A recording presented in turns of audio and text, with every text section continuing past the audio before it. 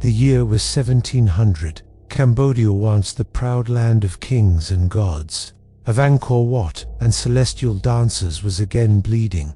Its ancient cities had fallen quiet. Its palaces echoed with uncertainty. And now, two of its most treasured provinces, Battambang and Siem Reap, stood at the edge of history, about to be consumed by a foreign hand. This is not just a story of conquest. It is a story of disappearance, of how an empire seized the heart of a nation, not only by sword and flame, but by erasing memory, lineage, and belonging. What happened in that fateful year, and in the years that followed, was not just a theft of land, but a calculated annexation of Khmer soul. This is the story, if you dare to tell the story, of how Cambodia's western frontier was stolen, absorbed, and silenced. Let us begin. Part 1. Shadows over the Heartland. To understand the loss of Battambang and Siem Reap, we must first return to the late 17th century, when the once mighty Khmer kingdom was already deeply wounded. The fall of Angkor in 1431 to the Ayutthaya Kingdom of Siam had not only physically shattered Cambodia's core, but had spiritually fractured the Khmer identity.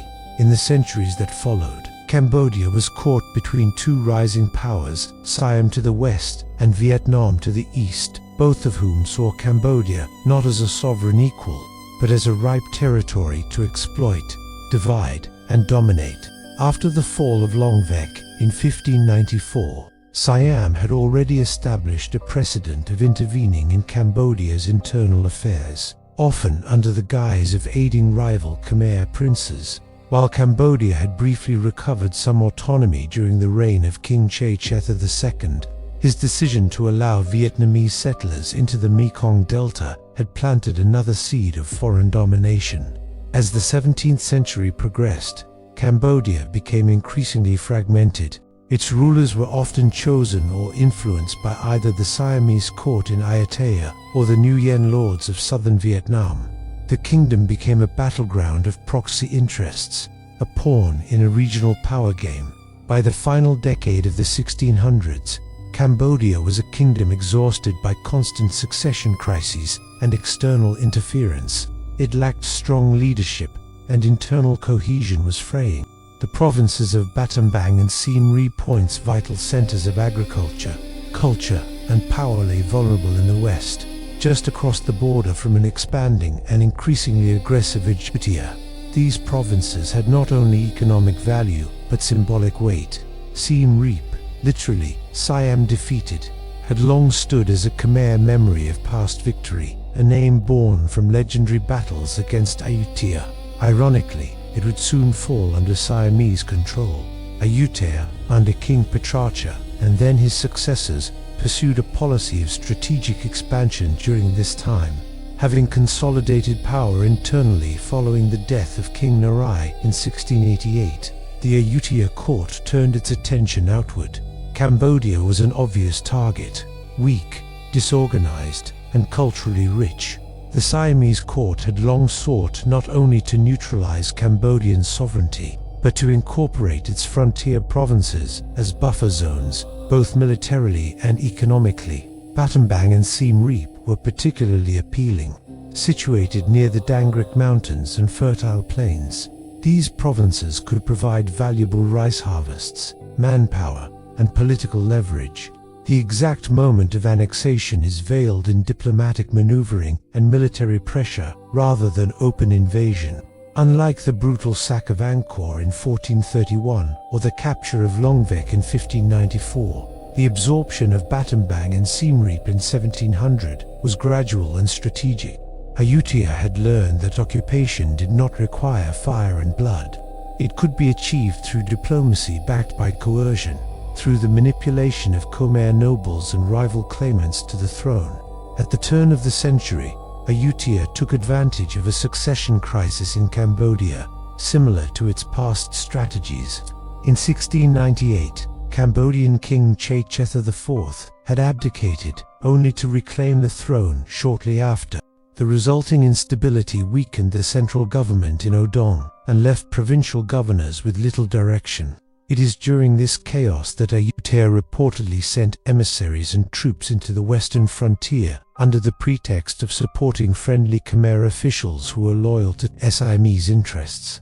Whether these officials truly invited Siamese protection or were coerced into compliance remains a subject of historical debate, but the outcome is clear. By 1700, both Battambang and Siem Reap were under firm Siamese control. The annexation was formalized not through treaties signed by equals, but through Siam's unilateral actions. They installed loyal administrators, likely of mixed Khmer-Siamese background, who reported directly to Ayutthaya. The local Khmer nobility who resisted were either removed or forced to swear allegiance to the Siamese king. Gradually, Siamese cultural and religious practices were introduced, including the elevation of Theravada, Buddhist monks trained in Siam, the building of temples in Siamese style, and the promotion of the Thai language in official matters. The Khmer, people of Battambang and Siem Reap, however, did not disappear. They endured, but their identity began to erode under this new order. Children grew up under Siamese law. Local customs were replaced or merged with Ayutthaya's practices. Over time, even the memory of belonging to Cambodia was suppressed. Generations would grow up believing they were subjects of the Siamese kingdom, even as their grandparents whispered tales of a forgotten homeland. Yet, not all was peaceful in this occupation. There were sporadic resistances led by monks, local lords, or even common farmers, but they were quickly suppressed. Ayutthaya maintained a standing military presence in both provinces, ensuring that rebellion would not gain momentum. The Khmer court at Odong, too weak to retaliate, offered only symbolic protests. Cambodia had no leverage, no allies, and no capacity to reclaim what was lost. What made this loss particularly devastating was its permanence. While some Siamese invasions had been temporary or punitive, the occupation of Battambang and Siem Reap in 1700 marked the beginning of over a century of direct control.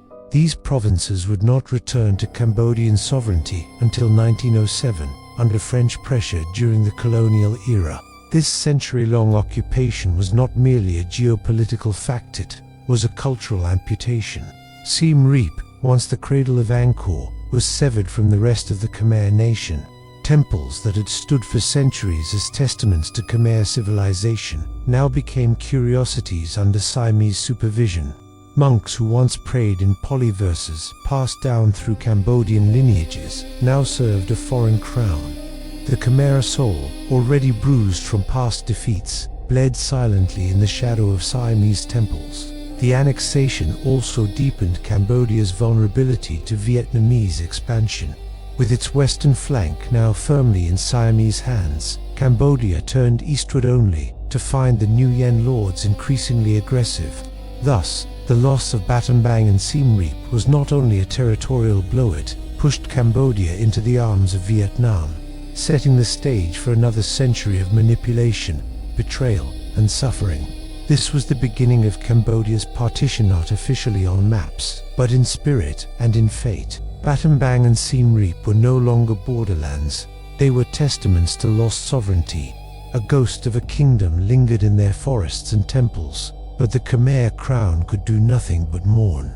And so, as the sun set over the western plains in 1700, it carried with it the last sovereign light over Cambodia's heartland.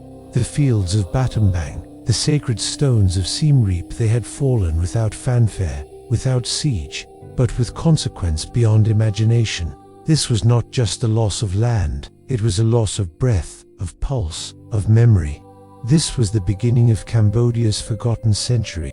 Part 2. Resistance in the shadows. Cambodia's struggle beneath the yoke. In the aftermath of Ayutthaya's annexation of Battambang and Siem Reap in 1700, Cambodia found itself battered and divided. The twin jewels of the West fertile, culturally rich provinces that once symbolized Khmer strength were now firmly under Siamese control. Ayutthaya's annexation was not simply about territory, it was about breaking the spine of Khmer sovereignty and embedding Siamese presence deep within Cambodia's core. While the royal court in Odong maintained a facade of independence, the shadow of Ayutthaya loomed large over Cambodian affairs. And yet, beneath this suffocating weight, seeds of resistance stirred in the earth. For over a century, Battambang and Siem Reap would become more than Siamese administrative zones. They would serve as launching pads for further Thai intervention, as economic arteries feeding Ayutthaya's ambitions, and as proof of how far Cambodia had fallen from its ancient glories. But in villages, monasteries, and rebel hideouts, a different spirit endured.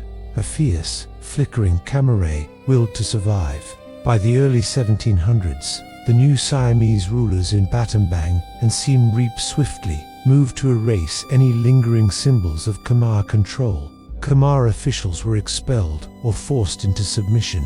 Monasteries were co-opted under Thai Buddhist orders. Temples were restored in Thai style, and the Khmer language was gradually pushed from administration and court rituals in favor of Thai. These policies were not accidental. They were the blueprint of cultural conquest. Siam's goal was to bind the provinces to Ayutthaya, not just politically but spiritually and culturally. Resistance took many forms. Some monks refused to recite prayers in Thai and were punished or exiled. Local leaders who tried to organize tax boycotts were quickly arrested or disappeared. In the countryside, however, guerrilla resistance flared. Intermittently, bands of Khmer fighters would attack Siamese tax collectors, sabotage grain shipments headed for Ayutthaya, and then vanish into the forests. Most of these rebellions were brutally suppressed, but their persistence frustrated Siamese governors, who never fully pacified the population. One of the clearest examples of the cultural resistance came from the temple networks. Khmer monks, despite repression, continued teaching Pali and Khmer script in secret. Oral history tells of novices learning chants by night, copying sacred texts in hidden grottos, and preserving the Angkorian traditions that Thai rulers sought to obscure. These monks became custodians of identity in an era where public pride in Khmer-ness could be fatal. At the royal court in Odong, King Thamel-Richia III R. 1702–1705 watched helplessly. He had inherited a kingdom shorn of its western heartlands and entangled in tributary obligations to both Ayutthaya and Vietnam. Cambodian kings were now walking a political tightrope, making annual tribute missions to Bangkok and Huk, while hoping neither regional giant would squeeze too tightly. The annexation of Battambang and Siem Reap wasn't just a blow to territory, it was a public humiliation, signaling that Cambodia could no longer defend even its ancient sacred provinces. The Siamese exploited this situation ruthlessly. Through carefully chosen governors, often ethnic Thai nobles loyal to Ayutthaya but versed in Khmer custom, Siam ruled these annexed provinces with an iron grip masked by ceremony. The illusion of Khmer autonomy was maintained just enough to prevent large-scale revolt. But the message was clear: Siam owned the West. Even Cambodian pilgrims had to request permission to visit Angkor Wat, which now lay inside Siam's effective control zone. The spiritual heart of the Khmer world was in foreign hands. However, within the battleground of culture and politics, some Khmer elites in Battambang attempted a different kind of resistance collaboration. These local nobles, often from lesser branches of royal families, sought to curry favor with Ayutthaya by administering the region efficiently in exchange for titles, land, and protection. They learned Thai, intermarried with Siamese families, and even sent their children to Ayutthaya for education. This class of Khmer collaborators helped deepen Siam's control while carving out privilege for themselves, an old story in colonial dynamics. Yet collaboration was not always betrayal. Some used their positions to smuggle information back to Odong, to protect temple property from seizure, or to negotiate more humane treatment for Khmer peasants under Siamese taxation. They walked a treacherous line, balancing service to the occupier with loyalty to their people. In this web of compromise and quiet resistance, the legacy of Angkor clashed with the brute reality of Siamese domination. Meanwhile, Ayutthaya profited immensely from the annexation. The rice harvests of Battambang and Siem Reap helped feed Siam's growing armies and urban populations. Forests were harvested for timber, and trade routes through the Mekong were expanded to bring in more goods. The Siamese monarchy, by incorporating these resource-rich territories, not only secured economic gain, but also deprived Cambodia of its ability to rebound militarily or economically. It was strategic strangulation masked as administration. The geography of the occupation also mattered. Battambang and Siem Reap provided Ayutthaya with a strategic buffer zone between central Siam and the turbulent frontier regions of Cambodia. From here, troops could be deployed to quell revolts or to pressure Odong whenever the Khmer monarchy grew too independent. In effect, Siam had turned these provinces into geopolitical choke points, ensuring that any future Khmer uprising would be immediately boxed in. Despite these setbacks, the spirit of resistance survived. Folk songs told of the glory of Angkor, of a day when Cambodia would reclaim its western lands.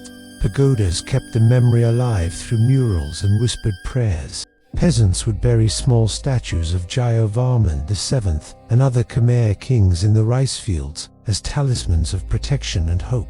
This was not simply nostalgia, it was defiance through memory. The Vietnamese, too, watched these developments with interest. As Ayutthaya entrenched itself in the west, Vietnam pressed from the east. By the mid-18th century, both Siam and Vietnam treated Cambodia not as a sovereign neighbor, but as a chessboard. The annexation of Battambang and Siem Reap was one move among many in this long game of domination. Cambodia, already weak, was being squeezed from both sides, its sovereignty reduced to theater. One of the most haunting impacts of this period was the generational trauma it left behind. Khmer children born in Battambang and Siem Reap grew up under Thai rule, speaking Thai in school, watching Thai officials pass judgment in courts, and being told that Angkor was not truly theirs. Some internalized this loss, while others rebelled against it, but all grew up with a fractured identity. This cultural dislocation would echo for centuries, surfacing in future conflicts, resentments, and uprisings. By the end of the 18th century, signs of decay began to show in Ayutthaya's grip. While still in power, the kingdom was increasingly distracted by its own internal problems and Burmese threats. This would eventually culminate in the sacking of Ayutthaya in 1767 by Burma, an event that would upend the balance of power in the region. But for now, Cambodia's western provinces remained tethered to Siam, their fate dictated by governors far from the land they ruled. And yet, despite occupation, cultural erosion, and economic exploitation, the Khmer identity endured. It survived in secret chants, in stolen glances at murals of Jayavarman, in rice grains grown with whispered blessings, in songs of rebellion sung at dusk. It endured in the refusal to forget. Siam may have conquered Battambang and Siem Reap, but it could not erase the soul of the Khmer people. Part 3 continues the story of how these tensions and cultural resistance laid the groundwork for future uprisings. As Cambodia struggled to break free from this long twilight of subjugation. Part 3, The Weight of Lost Lands.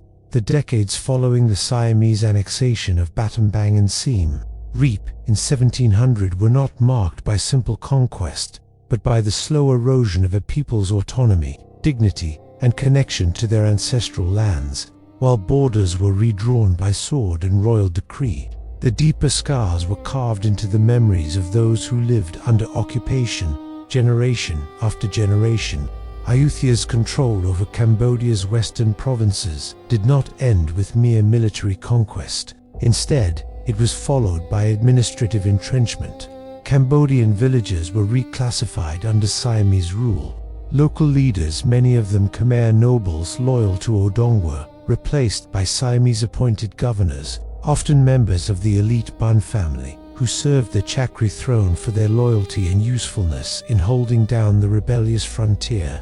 Khmer institutions were gradually displaced by Siamese laws, Siamese scribes, and Siamese taxes. The Khmer language remained among the common folk, but in official records and court proceedings, Siamese became the medium of authority. The Khmer people of Battambang and Siem Reap, though ethnically unchanged, became legally foreign in their own homeland. To live was to adapt. Those who resisted faced punishment ranging from forced conscription into Siamese labor battalions to confiscation of land. Temples and pagodas were not only taxed but often co-opted as tools of Siamese soft power. Monks from Ayutthaya were dispatched to guide their Khmer brethren in the proper Buddhist path, further undermining Cambodia's indigenous religious traditions. For Siam, the western provinces were both strategic and symbolic. Their possession allowed Ayutthaya to create a buffer zone between its core territories and the chaotic struggles of central Cambodia. In the 18th century, Cambodia remained a fractured kingdom, divided by constant royal rivalries and encroachments from both Siam and Vietnam. Ayutthaya positioned itself as the stabilizer, but in truth, it was the puppeteer, extending invisible strings deep into the court at Hodong. By controlling Battambang and Siem Reap, Ayutthaya could starve the Cambodian heartland of manpower and resources, while presenting itself to the outside world as Cambodia's protector. The Khmer court, desperate and weakened, was often forced to accommodate Siam's grip. Some Khmer kings attempted diplomacy, offering tribute or titles to appease others, like King Thamorichia III, considered military campaigns to reclaim the lost territories, but lacked the necessary strength. On multiple occasions, Cambodian emissaries begged the Siamese court for the return of the provinces, citing shared religion, historical unity, and peaceful coexistence. Each time, the answer was the same. Battambang and Siem Reap were now loyal provinces of Siam, not subjects to be returned like borrowed possessions. Meanwhile, the daily lives of ordinary Khmer people in the West bore the brunt of occupation. Young men were conscripted into Siamese infrastructure projects, forced to dig canals, build roads, and work in rice fields far from home. Some were sent as porters to Bangkok, others disappeared into military units destined for Burmese campaigns. Women and children fared no better, burdened with rising taxes and cultural marginalization. The ancient temples of Angkor, once a proud symbol of Khmer greatness, lay crumbling in neglect, no longer maintained by a Cambodian monarchy that had lost control of them. Resistance did exist, but in whispers, not war cries. Local revolts flared in the countryside, sometimes led by rogue monks or minor nobles clinging to the old dynasty. Yet they were swiftly crushed. Without backing from the fragmented Cambodian monarchy or from foreign powers, these rebellions faded into footnotes of history. The Siamese garrisons in Battambang and Siem Reap grew stronger with each passing year. Khmer rebels were labeled bandits, and their leaders executed or exiled to Bangkok. One of the most telling indicators of Siam's colonial-style hold over the region was the transformation of land ownership. Vast tracts of fertile land were given to Siamese nobles or collaborators. Khmer farmers were often reduced to tenant status on soil their ancestors had tilled for centuries. In some cases, those who refused to register under Siamese census rolls found themselves stripped of rights to graze cattle or harvest rice. The psychological toll was immense. A quiet despair set in among the Khmer, who, though never driven from their land, came to live as strangers on it. And yet, even under occupation, Khmer identity did not vanish. It persisted in chants at village pagodas, in the hushed retellings of Angkor's glories, and in the subtle defiance of Khmer festivals that honored ancestors long erased from Siamese records. Teachers whispered old legends to children. Monks preserved Khmer manuscripts. Villagers carved traditional patterns into stilt houses and wore clothing that silently declared, "We are still here." This unbroken thread of identity became the foundation for later resistance. By the late 1700s and early 1800s, regional dynamics began to shift. The fall of Ayutthaya in 1767 to the Burmese briefly destabilized Siamese control over its peripheral holdings. For a moment, hope returned. In Battambang and Siem Reap, Rumors swirled that Cambodia might rise again and reclaim its west. But the hope was short-lived. The rise of the Chakri dynasty under King Rama I quickly re-established Siamese dominance not just over its own territory, but over Cambodia as a whole. Rama I, like Naraswan 2 centuries earlier, viewed Cambodia not as a sovereign partner but as a strategic dependency. The Chakri court reinstalled loyalists in Battambang, including the notorious Bun family, and imposed even tighter control. Meanwhile, Cambodia's royal court at Odong continued its slow decline, caught in an impossible dance between two imperial suitors, Siam and Vietnam. In this painful tug-of-war, Cambodia's sovereignty became transactional, often reduced to which faction would guarantee survival with the least humiliation. It would not be until the arrival of French colonial power in the mid-19th century that Siamese hold on Battambang and Siem Reap would be challenged again. In 1907, after years of diplomatic pressure and colonial maneuvering, Siam was forced to cede the provinces back to Cambodia under French control. It marked the formal end of over a century of occupation, but it did not erase the trauma, nor did it restore the Khmer people's lost time. The return of Battambang and Siem Reap was framed by the French as a colonial victory, but for Cambodians, it was a bitter reminder of how foreign powers had long dictated the fate of their land. Khmer nationalists celebrated the province's return, but they also remembered the cost: generations lost to foreign rule, temples desecrated or ignored, and an identity that had to survive in silence. Today, when Cambodians walk through the ancient ruins of Angkor, or till the soil in the fields of Battambang, they stand on ground soaked in centuries of quiet resistance. The stones of Bayon and Taprom bear not just the marks of weather and time but of abandonment, conquest, and eventual reclamation. These places are more than tourist destinations. They are monuments to a people's resilience. And yet, history remains dangerously fragile. Thai national narratives still claim cultural continuity from Angkor. School books in Bangkok present Ayutthaya's annexation of Cambodian provinces as a civilizing mission, or worse, a restoration of a lost Thai territory. These stories are not mere distortions, they are wounds that remain open. Cambodia remembers differently. Cambodia remembers the chains, the deportations, the forced labor, the lost names, and the long silence. To forget is to permit repetition. That is why it is crucial to tell these stories, not just as history, but as truth. The annexation of Battambang and Siem Reap was not a footnote. It was a century-long occupation that uprooted lives and severed a nation's limbs. And though the body survived, it still bears the scars. History may be written by victors, but justice demands that it be rewritten by survivors. Cambodia's western provinces are home again, but the trauma of occupation, the theft of dignity, and the betrayal of sovereignty must never be forgotten. Until next time, stay safe, and see you in the next history.